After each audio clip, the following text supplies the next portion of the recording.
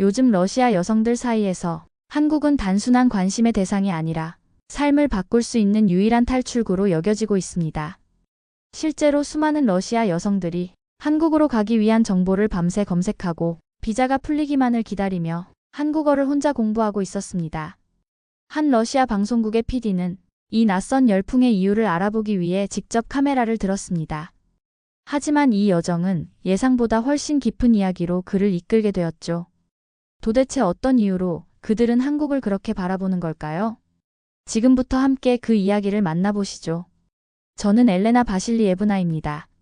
모스크바에서 태어나 방송국에 들어간 지는 어느덧 15년이 넘었죠. 늘 그렇듯 제 일은 기획된 것을 방송용 이야기로 바꾸는 일이었습니다. 진심이 담겼든 아니되든 시청률이 나올 만한 주제를 찾아내고 적당히 편집해 내보내는 것. 그게 제 일이었고 그게 저의 일상이었습니다. 그날도 평범한 회의실에서 회의가 시작됐습니다. 정치, 경제, 사회, 각 부서에서 올라온 아이템들이 회의 테이블 위를 메웠고 제가 속한 문화교양팀에선 러시아 여성들의 한류 열풍이라는 제목의 아이템이 올라왔죠. 요즘 20대에서 30대 여성들 사이에서 K-드라마, K-팝, 그리고 한국 화장품에 대한 소비가 급증하고 있다는 보고서가 기획서에 동봉돼 있었습니다. 전혀 새롭지도 않았고 사실 감흥도 없었습니다. 다들 웃으며 말했죠. 다들 BTS 따라한다고 머리 염색하고 김치 만들어 먹는다던데. 그땐 저도 피식 웃으며 넘겼습니다. 그냥 또 하나의 소비 유행일 뿐이라고 생각했으니까요. 그런 걸로 방송을 만들어야 한다니 솔직히 마음이 움직이지 않았습니다. 하지만 윗선의 생각은 달랐습니다. 국영방송 특성상 특정 문화 흐름이 사회 현상으로 보일 경우 그걸 분석하고 해석하는 게 우리 몫이라는 판단이었던 거죠. 회의가 끝나자 문화부 국장은 제게 말을 꺼냈습니다. 엘레나, 이건 당신이 해야겠네. 감정선도 잘 다루잖아. 저는 고개를 끄덕였지만 속으론 감정선이란 단어가 낯설게 들렸습니다. 이건 그런 종류의 기획이 아니었으니까요. 그저 유행 분석에 불과했으니까요. 취재 준비는 빠르게 진행됐습니다. 촬영팀 섭외, 섭외 대상 리스트 작성, 주제별 분류, 드라마 팬, K-팝 팬, 뷰티 유튜버, 한국어 스터디 그룹 등 모두 어디선가 본 듯한 얼굴들이었습니다. 예상 가능한 답변, 익숙한 배경, 어디에 넣어도 무난한 장면들. 기획서의 서두에는 이렇게 쓰여 있었습니다. 러시아 여성들 사이에서 확산 중인 K-컬처. 그들의 삶을 어떻게 변화시키고 있는가를 관찰한다. 하지만 사실 누구도 그들의 삶엔 관심이 없었습니다. 그저 얼마나 한국을 좋아하는지, 얼마나 많은 소비가 이루어지는지를 보여주는 숫자가 필요했죠. 첫 촬영은 모스크바 시내의 한 한국 식품점에서 시작됐습니다. 한국 라면을 한가득 카트에 담고 있던 젊은 여성, 핸드폰으로 스트리밍을 켜고 춤을 추는 10대 소녀들, 한국 드라마 DVD를 찾는 중년 여성까지. 화면은 나쁘지 않았습니다. 익숙하지만 안정적인 컷이 쌓여갔고 당시만 해도 저는 이 다큐멘터리가 아주 무난하게 마무리될 거라 생각했죠. 그 무렵 촬영 후 스태프들과 함께 편의점에서 컵라면을 먹으며 누군가 말했습니다. 다들 한국에 환장했네. 저도 고개를 끄덕였던 기억이 납니다. 그때까지만 해도 이 이야기의 중심에 그들 자신의 삶이 들어있을 거라곤 단 한 번도 생각해 본 적이 없었으니까요. 촬영을 시작하고 나서 한 주쯤 지났을 무렵이었습니다. 편집실에서는 첫 번째 샘플 영상이 거의 완성돼 있었고 프로듀서들은 그 결과물에 대체로 만족해했죠. 영상은 예상했던 흐름 그대로 흘렀습니다. 드라마에 감동한 여성들, 아이돌 무대를 보며 울던 10대 소녀들, 한국 화장품을 써보고 인생이 바뀌었다는 20대 초반의 인터뷰. 편집된 장면들만 보면 이건 딱 그만큼의 이야기였습니다. 예상한 그대로 예측 가능한 반응. 그래서였을까요? 저는 점점 지루해졌습니다. 뭔가 중요한 게 빠져있는 기분이 들었고 어딘가 미세하게 어긋나 있다는 생각이 마음에 남아 있었죠. 그러던 중 한 통의 메일이 도착했습니다. 섭외에 응하겠다는 30대 중반 여성의 연락이었고 촬영은 그녀가 원하는 장소, 외곽의 한 주택가에서 진행하게 됐습니다. 지하철에서 한참을 더 나가 눈으로 덮인 골목을 지나 작은 공동주택 앞에 도착했을 때 처음으로 저는 이 프로젝트에 대해 조금 다르게 생각하게 됐습니다. 그녀의 이름은 마리아였습니다. 낡은 목도리를 두른 채 문을 열어준 그녀는 겉보기엔 평범했고 말수도 적었습니다. 촬영 허락을 받고 카메라를 세팅하는 동안 그녀는 조용히 부엌에서 차를 데우고 있었습니다. 따뜻한 머그잔을 건넨 손끝이 유난히 말라있던 게 기억납니다. 그녀의 집은 어두웠고 따뜻하지 않았으며 어딘가 음침한 분위기였습니다. 그런 공간에서 한국이 좋아요 라는 말이 나오자 저는 다소 당황했습니다. 그녀는 처음엔 한국 드라마 얘기를 했습니다. 한국 사람들은 서로 미워하지 않더라고요. 그 말은 가볍게 흘러가는 듯 했지만 제 마음에 작은 흔들림을 만들었습니다. 그 뒤에 덧붙인 말이 문제였습니다. 그걸 볼 땐 그냥 숨 쉬는 것도 덜 아파요. 그 순간 저는 카메라 뒤에서 움직이지 못하고 서 있었습니다. 그녀의 표정은 바뀌지 않았지만 그 말은 화면을 넘어서 제 귓가에 쐐기처럼 박혀버렸습니다. 드라마를 보며 미소 짓는 장면만 담아내던 제 기획이 무언가 본질을 놓치고 있다는 걸 그제야 깨닫게 된 것이죠. 마리아는 이어서 이야기했습니다. 요즘은 저녁마다 휴대폰으로 한국어를 공부한다고 했습니다. 온라인에서 배운 단어를 종이에 적어서 냉장고 옆에 붙여놓고 외운다고요. 한국에 정말 갈 수 있을진 모르겠어요. 하지만 준비는 하고 있어요. 그냥 언젠가는 숨 쉬면서 살고 싶어서요. 그 말을 듣는 동안 저는 더 이상 편안한 제작자의 자세를 유지할 수 없었습니다. 이건 단순히 문화 콘텐츠의 영향력이 아니라 삶과 연결된 절박한 동경이라는 생각이 들었습니다. 기획서에 적힌 K컬처 유행이라는 말이 처음으로 허망하게 느껴졌습니다. 마리아의 촬영이 끝나고 돌아오는 길, 지하철 창밖으로 흐르는 회색 도심을 보며 나는 그간 인터뷰했던 여성들의 말들을 되짚었습니다. 그냥 한국이 좋아서요. 재밌어서요. 그 짧은 말들 속에 내가 놓친 무언가가 있었던 건 아닐까? 단 한 사람의 진심이 이 다큐멘터리의 방향을 송두리째 바꾸기 시작했습니다. 화면 밖으로 번져나오는 이상한 울림은 분명히 내 안에서도 울리고 있었습니다. 마리아를 만나고 돌아온 이후 저는 그전까지의 촬영 장면들을 다시 꺼내보게 되었습니다. 인터뷰에서 나온 말들은 크게 다르지 않았습니다. 누구는 드라마를 좋아했고, 누구는 한국 가수가 멋있다고 했고, 누구는 유튜브에서 한국 브이로그를 본다고 말했습니다. 그 말들만으로는 크게 특별해 보이지 않았습니다. 하지만 그들의 말이 끝난 뒤의 침묵, 카메라가 꺼진 뒤 보여주는 눈빛, 그 속에서 저는 조금씩 낯선 감정을 발견하기 시작했습니다. 처음에는 그것이 무엇인지 정확히 알 수 없었습니다. 하지만 이상할 정도로 자주 들리는 한마디가 있었습니다. 한국에 가고 싶어요. 단호하거나 확신에 찬 목소리가 아니었습니다. 조용하고 망설이고 스스로도 말한 걸 믿지 못하는 듯한 그런 속삭임 같은 말이었습니다. 그들이 한국에 대해 말할 때 그 표정은 어딘가 아득해 보였습니다. 지금 이 현실과는 다른 어딘가를 바라보는 눈, 그 눈을 보면서 저는 묘하게 가슴 한구석이 저려왔습니다. 무언가가 그들에게 결여되어 있다는 것, 그리고 그 결핍을 한국이라는 이름에 기대고 있다는 것이 조금씩 느껴지기 시작했습니다. 어느 날 또 다른 지방도시로 촬영을 갔습니다. 도심에서 한참 벗어난 마을, 겨울이 끝나갈 무렵인데도 눈이 녹지 않은 채 길을 뒤덮고 있었고 집들은 대부분 칙칙하고 조용했습니다. 그곳에서 만난 여성의 이름은 니나였습니다. 인터뷰 전 그녀는 커다란 머그잔에 차를 담아 제게 건네주었습니다. 방 안은 난방이 제대로 되지 않는 듯했고 벽지는 오래되어 군데군데 벗겨져 있었습니다. 그녀는 오래전 남편과 이혼했고 지금은 홀로 딸을 키우고 있다고 했습니다. 한국 드라마를 좋아한다고 했지만 단순히 재미있어서라기보다는 그 안의 질서가 좋다고 했습니다. 누군가 늦으면 미안하다고 말하고 밥을 챙겨주는 장면이 자연스럽게 나오고 사람들이 서로를 배려하는 장면이 많다고요. 그러면서 덧붙였습니다.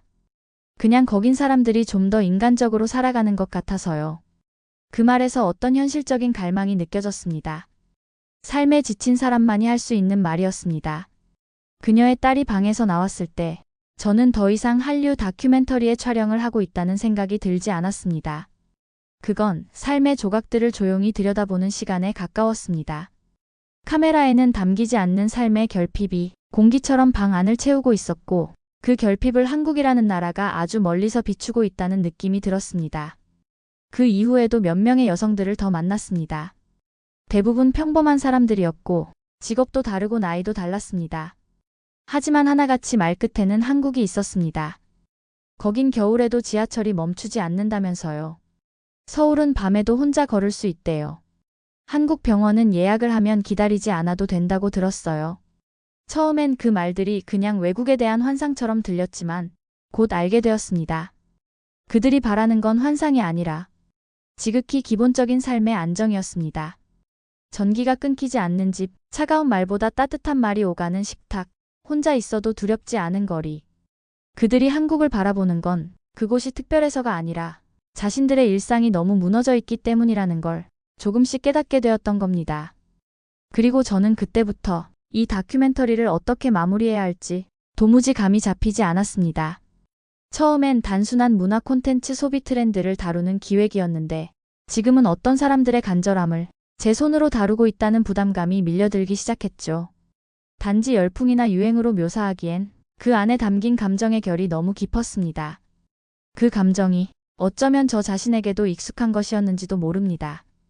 그들처럼 저 역시 오래전부터 무언가를 잃어버리고 살아온 사람이었으니까요. 그날은 아침부터 눈이 내렸습니다. 하늘은 잿빛이었고 바람은 무겁게 불어왔습니다. 촬영팀과 함께 약속된 장소에 도착했을 땐 눈이 인도를 두텁게 덮고 있었고 사람들은 어깨를 움츠린 채 종종 걸음으로 걸어가고 있었죠. 추위 때문이었을까요? 그날따라 유난히 주변의 풍경들이 더 쓸쓸하게 느껴졌습니다. 인터뷰 대상은 아냐라는 이름의 30대 여성으로 전직 교사였고 지금은 임시직으로 공장에서 일하고 있다고 했습니다. 촬영 장소로 선택한 카페에 먼저 도착해 있었던 그녀는 눈밭을 지나온 탓인지 코끝이 빨갰고 손은 장갑을 껴도 여전히 떨고 있었습니다. 처음에는 흔한 한류 팬들과 다를 바 없어 보였고 질문에도 담담하게 대답을 이어갔습니다. 그녀는 한국 드라마를 자주 본다고 말했습니다. 특별한 계기나 이유는 없었다고 했습니다. 그저 퇴근하고 집에 돌아와 소파에 누우면 자연스럽게 스마트폰을 켜고 드라마를 틀게 되었고 보다 보면 어느 순간 울고 있더라고 말했습니다. 처음엔 그저 피곤해서 눈물이 나는 줄 알았다고 했지만 점점 이상한 감정이 자신을 지배하기 시작했다고 했습니다. 그녀는 휴대폰을 꺼내 자신이 가장 좋아하는 장면 하나를 보여주었습니다. 화면 속에서 딸이 엄마에게 물었습니다. 엄마, 밥 먹었어? 아냐는 그 짧은 장면을 보며 몇 번이나 다시 돌려봤다고 했습니다. 그 장면이 왜 그렇게 마음에 남았는지 자신도 모르겠다고 했지만 그 말을 꺼내는 그녀의 눈빛은 설명보다 더 많은 이야기를 담고 있었죠. 저는 조용히 물었습니다. 그 장면이 특별했던 이유가 있었을까요? 잠시 침묵이 흘렀고 그녀는 창밖을 바라보다가 입을 열었습니다. 누군가 제게 그렇게 물어본 적이 없었거든요. 그 말은 아주 조용히 그러나 뼈를 때리듯 다가왔습니다. 그녀는 고개를 들지 않았고 그저 커피잔을 양손으로 꼭 쥐고 있었습니다. 그녀의 이야기는 이어졌습니다. 어릴 적부터 집안 형편이 어려웠고 엄마는 늘 바빴으며 아버지는 술을 자주 마셨다고 했습니다. 식탁에서 대화가 오간 기억은 거의 없었고 밥을 챙겨준다는 말보다 그릇을 씻으라는 지시가 더 익숙했다고 말했습니다. 결혼한 뒤에도 별반 다르지 않았고 이혼 후엔 딸과 함께 살고 있지만 가끔은 딸에게 그런 말을 해주는 것조차 부담스럽고 어려웠다고 했습니다.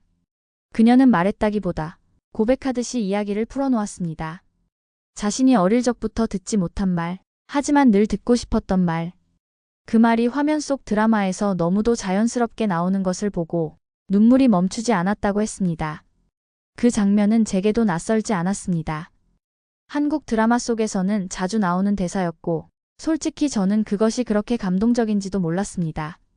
하지만 아냐의 목소리와 표정을 보고 나서야 그 짧은 말 속에 담긴 따뜻함이 얼마나 큰 위로가 될 수 있는지를 처음으로 실감하게 되었죠. 그녀는 끝내 눈물을 흘리지는 않았습니다. 하지만 그날 인터뷰를 마치고 일어날 때 제 손을 꼭 잡고 말했습니다. 그냥 나중에 누군가 제게 그렇게 말해줬으면 좋겠어요. 밥은 먹었냐고요? 그 말이 제 안에 오래도록 맴돌았습니다. 차가운 공기 속에서 따뜻한 말 한마디가 얼마나 사람을 살게 할 수 있는지 저는 그날 처음 깨달았던 것 같습니다. 카페를 나와 거리로 나섰을 때 눈은 여전히 내리고 있었고 거리는 조용했습니다. 아냐의 발자국은 금세 눈에 덮여 보이지 않았습니다. 하지만 그녀의 말은 눈처럼 천천히 제 마음 위에 쌓이고 있었습니다. 그날 밤 저는 처음으로 이 다큐멘터리를 끝까지 해낼 수 있을지 자신이 없어졌습니다. 이 이야기를 감당할 수 있을 만큼 제가 충분히 진심으로 이 일에 임하고 있는 건지 처음으로 제 자신에게 묻고 싶어졌습니다. 그날 이후로 저는 카메라 렌즈를 더는 기계처럼 들 수 없었습니다. 누군가가 웃고 있을 때 그 웃음 뒤에 숨어 있는 고단함을 보게 되었고, 한국을 꿈꾸는 말 한마디 속에 누군가의 상처와 간절함이 겹쳐 보이기 시작했죠.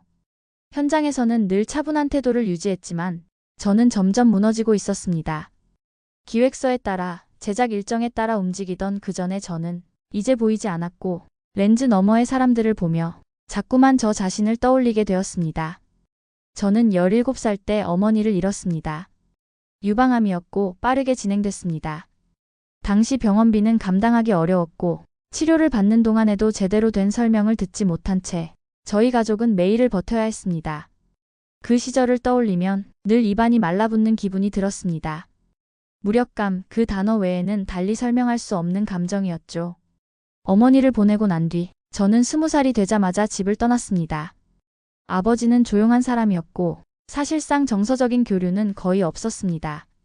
서로에게 말 대신 필요한 행동만 하며 살았고, 나는 언제부턴가 감정을 표현하는 방법을 잊어버린 채 이를 통해 버티고 살아가는 법을 택했죠. 방송국에 들어가서는 감정보다는 논리와 판단, 제작표와 마감일이 중요했습니다. 슬픈 장면이 있어도 그 장면을 어떻게 편집하면 시청자가 더 몰입할지 기술적으로 생각해왔습니다. 그런 제가 지금 눈앞에서 조용히 흔들리는 사람들의 진심을 보며 흔들리고 있었습니다. 지방에서의 마지막 촬영 날이었습니다. 스태프들이 기차역으로 짐을 옮기고 있을 때 저는 홀로 남아 그날 찍은 인터뷰 장면을 조용히 다시 보고 있었습니다. 한 여성이 한국 드라마 장면을 보며 말했습니다. 저기선 아무도 서로를 무시하지 않아요. 말을 하다 멈췄고 잠시 입술을 깨물었습니다. 그 모습을 보며 저는 문득 어릴 적 제 모습이 떠올랐습니다. 어머니가 돌아가시고 얼마 지나지 않아 한 번은 반찬이 없던 날이 있었습니다. 혼자 밥을 먹던 중 아버지가 말없이 상을 치우더니 거실로 가버렸죠. 그 순간 느꼈던 그 공기, 말이 없다는 것의 공허함. 지금 아냐가 말했던 밥 먹었냐는 말 한마디가 얼마나 위로가 되는지 그제야 제 안에서도 완전히 이해되었습니다. 인터뷰가 끝난 뒤 카메라를 끄고 이어폰을 뽑으며 저는 잠시 멍하니 화면을 바라보고 있었습니다. 이건 그들의 이야기인 동시에 나의 이야기이기도 하다. 그 생각이 가슴속을 채우고 있었죠. 서울, 안정된 사회, 질서 잡힌 거리, 따뜻한 말이 오가는 문화. 그것이 그들에게는 희망의 상징일 뿐 아니라 저에게도 잊고 지냈던 사람다움의 상징처럼 느껴졌습니다. 저는 이 프로젝트가 단순히 한류 열풍을 보여주는 영상이 아니라는 걸 이제는 분명히 알고 있었습니다. 이건 상처받은 여성들이 조용히 숨을 고르고 있는 시간들이었고, 삶을 다시 시작해보고 싶은 사람들의 이야기였습니다. 그들과의 만남은 제가 그동안 외면해왔던 제 자신의 고통과 맞서는 계기가 되어주었습니다. 그녀들을 찍다가 결국 저는 저를 보게 되었습니다. 그렇게 이 다큐멘터리는 단지 방송용 콘텐츠가 아니라 제 안에 오래된 방을 열고 그 안에 들어가 먼지를 털어내는 작업이 되어가고 있었습니다. 모든 촬영을 마친 뒤 저는 조용히 편집실로 돌아왔습니다. 카메라에 담긴 장면들은 여전히 조용했고 편집 프로그램에 나열된 영상들은 각자의 호흡으로 화면 속 삶을 말없이 이어가고 있었죠. 제작진들은 이전과 다르지 않게 움직였습니다. 컷을 정리하고 자막을 입히고 배경음악을 선택했죠. 겉으로는 어느 다큐멘터리와 다를 것 없었지만 제 마음은 그렇지 않았습니다. 제가 붙잡고 있던 건 소재가 아니라 사람이었습니다. 이건 이제 단순한 영상 기획이 아니었습니다. 카메라 뒤편에서 저는 매 순간 숨을 죽이며 누군가의 절실한 삶을 지켜보았고 그 조각들을 마음에 담아 편집실까지 들고 왔던 겁니다. 1차 편집본이 완성된 날 편성회의에 상영을 올렸습니다. 제가 본 내용을 그대로 보여드리고 싶었습니다. 화려한 장면은 없었지만 짧고 고요한 말들 사이로 흘러나오는 그 진심이 화면을 넘어 전달되기를 바랐죠. 하지만 결과는 그리 간단하지 않았습니다. 회의실 안의 분위기는 묘하게 냉랭했습니다. 중간쯤까지 영상을 본 방송국 부국장이 리모컨을 내려놓으며 고개를 저었습니다. 이건 좀 감정에 너무 치우쳐 있지 않나? 시청자 입장에서는 불편할 수 있겠어. 그 뒤를 이어 문화정책 담당 팀장이 말했습니다. 의도가 선명하지 않아 보여. 자칫하면 외국 선전물처럼 비칠 수도 있어요. 저는 그 순간 말을 잃었습니다. 이 영상 속 사람들은 그저 누군가의 선전물이 아니었습니다. 실존하는 얼굴, 조용히 입을 다문 채 살아가는 이웃, 그리고 때로는 제 자신의 모습이기도 했습니다. 하지만 아무리 마음속에서 반박이 떠올라도 그 자리에서 그 말들을 꺼낼 수는 없었습니다. 회의는 그렇게 조용히 마무리되었고 결국 영상은 내부 심의 보류 판정을 받게 되었습니다. 공식적으로는 방영 일정 조정이었지만 경험상 저는 그것이 사실상 무산을 의미한다는 것을 알고 있었습니다. 편집실로 돌아오는 길, 눈이 살짝 내리기 시작했습니다. 걸음을 멈추고 잠깐 하늘을 올려다보았습니다. 하얀 눈송이가 차가운 공기 속에서 천천히 떨어지고 있었고 그 풍경은 마치 지금 제 마음처럼 무겁고 고요했습니다. 그날 밤 사무실에 혼자 남아 편집본을 다시 열었습니다. 아냐의 인터뷰 장면, 그녀가 조용히 말하던 순간 그냥 누군가 저한테 밥 먹었냐고 물어봐줬으면 좋겠어요. 저는 그 장면을 여러 번 반복해서 보았습니다. 이 영상이 세상에 나가지 못한다는 사실이 무력하게만 느껴졌습니다.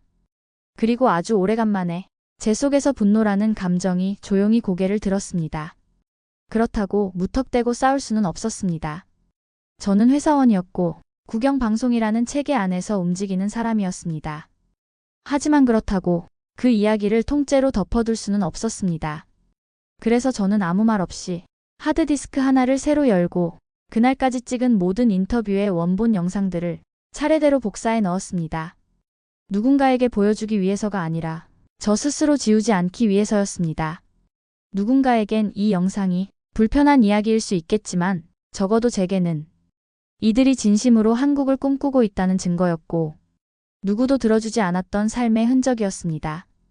그날 이후 저는 아무 일도 없던 듯 다른 프로그램의 촬영 회의에 참석했습니다. 여전히 스케줄표는 가득했고 회의실에서는 다음 시즌 아이템 회의가 오갔습니다. 하지만 제 마음은 여전히 그 영상 속 여성들과 함께 머물러 있었습니다. 그녀들은 어딘가에서 여전히 누군가 자신에게 밥은 먹었냐고 물어봐 주기를 기다리고 있었을 겁니다. 그리고 저는 그 말 한마디를 대신 건넬 수는 없었지만 적어도 그 마음을 기억하고 있었습니다. 그날 이후로 저는 매일 퇴근 전 편집실 구석 컴퓨터에 있는 그 하드디스크를 한 번씩 켜보았습니다. 모니터 안에서 멈춰있는 장면들을 하나씩 다시 재생해보며 이야기가 비록 방송되지 않더라도 그들이 남긴 진심은 여전히 살아있다는 걸 제 자신에게 확인시키듯 바라보았습니다. 그렇게 저는 기록을 멈추지 않았습니다. 그들이 사라지지 않도록, 그들이 외롭지 않도록 이 이야기를 살아있게 만들기 위해서 말입니다. 영상이 방영 보류 결정이 내려진 이후 저는 마치 무대에서 조명을 꺼버린 배우처럼 느껴졌습니다. 스스로도 예상보다 깊이 감정이 남아있다는 걸 깨닫는 데는 오랜 시간이 걸리지 않았습니다. 마치 끝나지 않은 장면을 혼자 무대 위에 올려두고 관객이 없는 객석을 바라보는 기분이었습니다. 며칠간은 편집실에 있는 게 불편했습니다. 기획을 마무리하고 정리해야 할 문서들은 쌓여 있었지만 저는 일부러 다른 제작 회의에 몰두했습니다. 그렇게 하면 조금이라도 이 감정의 잔향에서 멀어질 수 있을 거라 생각했기 때문이죠. 하지만 마음이 그렇게 쉽게 돌아서지는 않았습니다. 매일 퇴근 전 저는 몰래 편집실에 들렀습니다. 어두운 조명 아래 하드디스크를 열고 영상들을 하나하나 다시 재생해보곤 했습니다. 조용한 여성들의 목소리, 말끝을 흐리던 숨소리, 카메라 앞에 앉아 있었지만 오히려 더 깊은 내면을 보여주었던 표정들. 그 모든 것들이 화면 밖에서도 여전히 살아 있었습니다. 그러던 어느 날 메일함에 익숙하지 않은 발신자 이름이 떠 있었습니다. 민준박이라는 이름의 발신자. 제목은 러시아 여성 인터뷰 영상 관련 협력 제안이었습니다. 처음엔 스팸인 줄 알고 무심히 넘기려다 내용 일부가 미리 보기로 보였습니다. 귀하의 기록이 진심으로 느껴졌습니다. 저희 방송국은 러시아와 한국을 잇는 문화교차에 대한 공동 다큐멘터리 기획을 제안드리고자 합니다. 그 문장을 읽는 순간 마치 정지되어 있던 시간이 다시 흐르기 시작하는 느낌이 들었습니다. 그는 한국의 공영방송 소속 프로듀서였고 제가 촬영한 러시아 여성 인터뷰 장면을 인터넷 커뮤니티를 통해 접하게 되었다고 했습니다. 처음엔 단순한 한류 팬 문화로만 보았지만 영상에 담긴 여성들의 표정과 말투에서 무언가 묵직한 감정이 느껴졌다고 했습니다. 그는 이렇게 적고 있었습니다. 그 영상 속 여성들은 한국을 동경하고 있지만 그 동경은 단순한 유행이나 판타지가 아니었습니다. 삶을 다시 시작하고 싶은 사람들의 시선이었습니다. 그리고 저희는 그 시선을 진심으로 다루고 싶습니다. 저는 메일을 몇 번이나 다시 읽었습니다. 마치 누군가 제 마음속을 들여다보고 그 감정을 정확히 표현해주는 것만 같았습니다. 의미 없는 기록이라고 생각했던 그 작업이 누군가에겐 깊은 울림이 되었다는 사실 자체가 벅찬 감정으로 밀려들었습니다. 며칠 뒤 민준 PD와 화상회의를 하게 되었습니다. 노트북 화면 속 그는 제 또래로 보였고 말수는 적었지만 눈빛은 선명했습니다. 그는 조심스럽게 말을 이어갔습니다. 엘레나 PD님의 영상은 단순한 콘텐츠를 넘어 두 사회를 이어주는 감정의 기록 같았습니다. 우리 같이 만들어보면 어떨까요? 이 이야기를 러시아와 한국, 양쪽 모두에게 들려줄 수 있도록 말이에요. 저는 한동안 대답을 하지 못했습니다. 이 모든 게 너무 갑작스럽기도 했지만 무엇보다도 그 순간 제가 눈물을 참고 있다는 사실에 스스로도 놀라고 있었기 때문이었습니다. 감정을 숨기려 애쓰며 저는 고개를 끄덕였습니다. 그리고 그에게 말했습니다. 이번에는 누군가의 삶을 대신 전하는 이야기가 아니라 진심으로 함께 만드는 다큐멘터리가 되었으면 합니다. 회의를 마친 뒤 저는 책상에 오래도록 앉아 있었습니다. 비록 영상은 러시아에서 방영되지 못했지만 이야기는 사라지지 않았습니다. 오히려 더 멀리 더 넓게 뻗어가고 있었습니다. 제가 들은 이야기, 제가 마주한 그 눈빛, 그것들을 이제는 숨기지 않아도 되는 순간이 찾아온 것입니다. 그녀들이 한국을 바라보며 꿈꾸었던 삶처럼 저 역시 또 다른 이야기를 시작하게 되었습니다. 러시아에서는 방송이 중단됐지만 그녀들이 한국에 품었던 마음은 멈추지 않았습니다. 영상 속 그 말들은 한국의 제작자들에게 전해졌고 한국 방송국은 함께 만들자며 먼저 손을 내밀어 주었습니다. 인터뷰로만 남을 줄 알았던 이야기가 두 나라의 다큐멘터리로 이어지게 된 겁니다. 그녀들이 그토록 바라던 한국은 이제 화면 속이 아닌 현실로 다가오고 있었습니다. 오늘 사연 여러분은 어떻게 들으셨나요? 한 나라의 현실을 견디며 멀리 있는 한국을 바라보는 그들의 눈빛 속엔 단지 문화에 대한 동경이 아닌 살고 싶다는 절박함이 담겨 있었습니다. 누군가에게는 그저 먼 나라일지 몰라도 그들에게 한국은 사람다움을 꿈꿀 수 있게 해준 작은 희망이었는지도 모릅니다. 감동은 때때로 말이 아니라 기억하는 마음에서 시작되는 것 아닐까요? 끝까지 함께 해주셔서 감사합니다. 이 이야기가 마음에 닿았다면 구독과 좋아요로 응원해주세요. 여러분의 따뜻한 관심이 더 많은 진심을 전하는 데 큰 힘이 됩니다. 저희는 다음 이야기에서 또 다른 감동으로 찾아뵙겠습니다. 감사합니다.